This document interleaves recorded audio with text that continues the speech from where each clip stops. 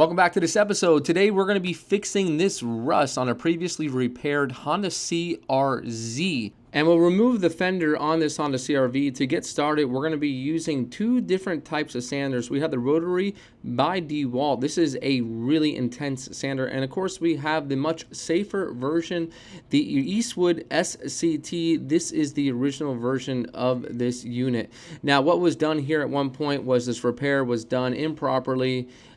Maybe the metal was left exposed too long before the filler went on. Something went wrong where the filler just completely fell off and rusted. So what we're going to do here is we're going to show you the two options, and you're going to decide which one will work best for you. Now, the Eastwood SCT, this is a 40 grit drum, but it doesn't leave the metal all beat up. This option is probably the safest, and it's the cleanest, and it leaves the metal the nicest. Now, it will not be as fast as the rotary sander, which you'll see here in just a little bit, but again, it will be the safest. Now, this unit is a little loud, it is a little bit heavy, but this is a trade-off for the way that it does leave the metal. It will cut through that rust easily, that surface rust. It will cut through paint. We've got body filler on here. We've got multiple primers from when it was originally fixed. Now, what we're trying to do here is remove all of the rust and then take it as far as we can until we don't see any more rust. On this particular panel, we're just going to go where we see the rust, and we don't want to get any further than we need to because we could be opening up a can of worms. So we're going to go remove everything completely, and then from there we'll do all of our body work and filler work, and we'll show you what we're going to be using.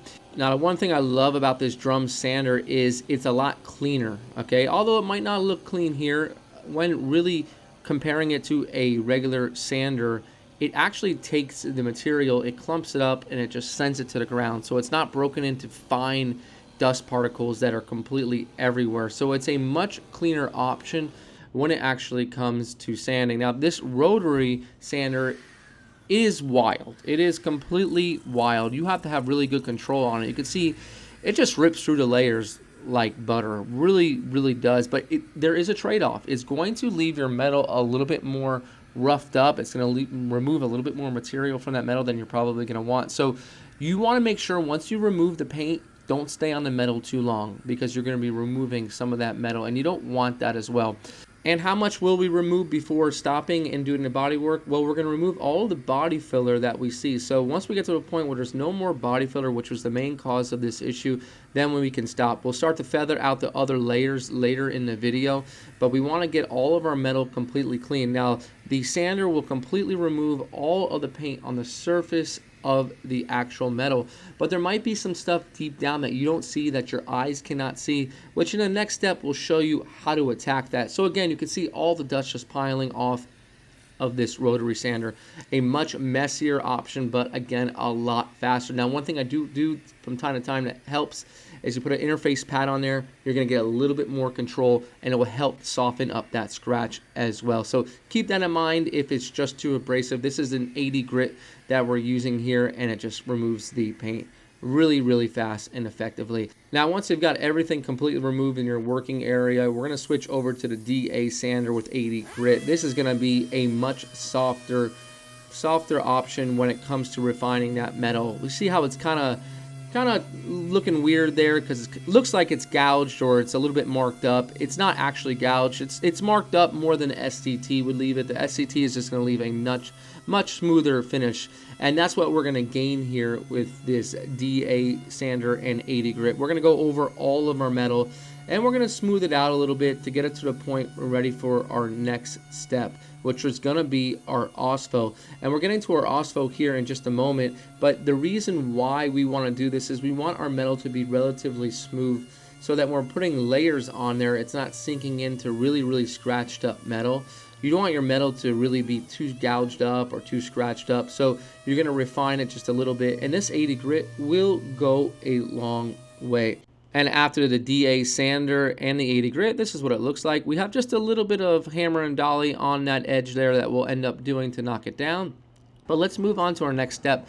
This is Ospho, and Ospho is great because it's going to leave everything zinc coated, and it's going to go into the deepest of the deepest pores that you might not be able to see on that metal.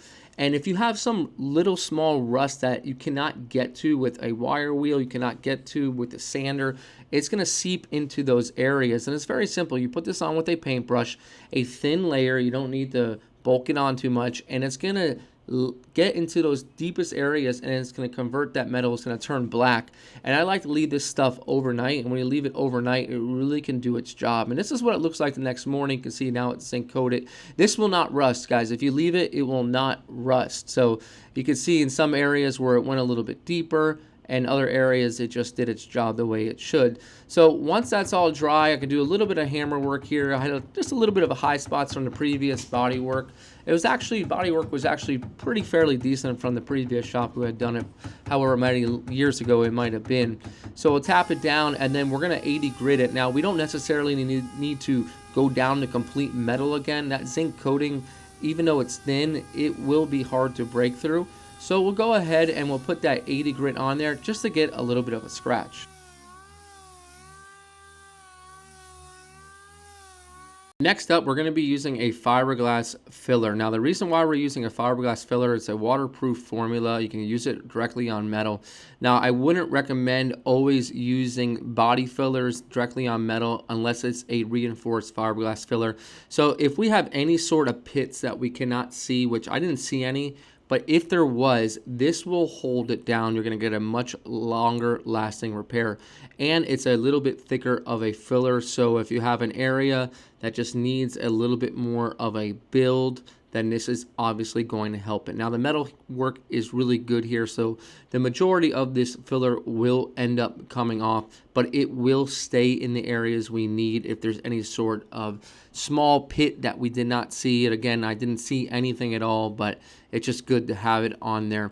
Now to block this stuff down, it's going to dry really hard, so we use an 80 grit on there, and that 80 grit is really good to knock it down. So this stuff is tough stuff. So if you're doing a rust repair or something like that, well, not in this case, but if you had pits on your particular job, and I was talking to my buddy Candyman, and he really guided me in the right direction, that if you have anything small, it's going to be really hard for that rust bubble or whatever it is to really break through this Duraglass. Okay, so that's one of the main reasons why you want to make sure you have it on if you guys are doing some project at home.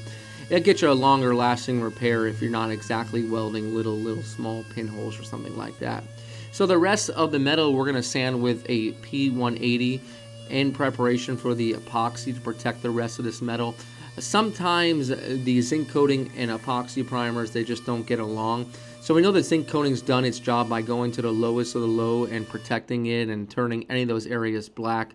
So now that we've got it sanded with a P180, we're just going to protect the rest of the metal and prepare to do some body filler over the epoxy, because the epoxy is going to protect it. Now this is the next day, and this stuff takes a long time to dry. I'm using a P180 just to cut up the epoxy a little bit. If you're going to prime over it, then you could use a P320, but a P180 for this glazing putty. And this is just going to make sure it's completely flat. We're going to take this and we're going to move it much further. We're going to go way beyond our repair, and this is going to help feather in the existing paint to our repair area, because sometimes you'll have an area outside, right outside of the repair, that looks a little bit low or wavy. It's because you didn't necessarily feather the two together, because you've got those layers of previous paint on the existing door, and then now we got our layer, which is obviously not going to be as thick as all those paint layers. So we want to make sure that they're all smooth and feathered in together. And look at this, this is all of the filler that remains. So we're going to be using the 2K primer over all of that glazing filler that we sanded, that I didn't show sanding, but we got a 2K filler primer. Now this primer is meant to be blocked out. This is meant to give you the surface ready for paint. Now we did take a lot of steps here, and maybe some folks might be able to get this done quicker than us, but we did do as much as possible as we could to protect the metal and to get a nice finish. Here, even we primed it black again. You can see that we primed it closer to a color that's going to be on the car. And the reason why I was using the gray there previously, why don't you just use the black, is because the gray is more of a thicker primer and the black is not as thick. It's one that we have in a system called Color Build. But it is paint day and we've got everything ready to go, and we're going to just simply pull everything into the shop and get it ready to get painted. It's always fun when you're working on a project for quite a long time and you're finally going to get it into the paint booth to lay down some paint and see how good is your body work, how good did you do the straightening of the panels, how good did you prepare the panels. The paint is going to show everything. It's like Judgment Day, basically. So once we got everything masked up, we'll go ahead and give it a nice cleaning. We're using a water-based cleaner and a solvent-based cleaner, and everything that you see here in the video you can find in the description as well. So you can see some cut throughs and burn throughs to later sanding that we did to the original primer in some areas, and that's fine because I already know that we're going to be doing some sealing, and we're going to be sealing this all in a black sealer. And I like sealer because it's going to keep me down to about 2 coats only of my base coat. It covers much better for our base, and it's a perfect substrate for base coat to go over. If you're a professional, it really helps out.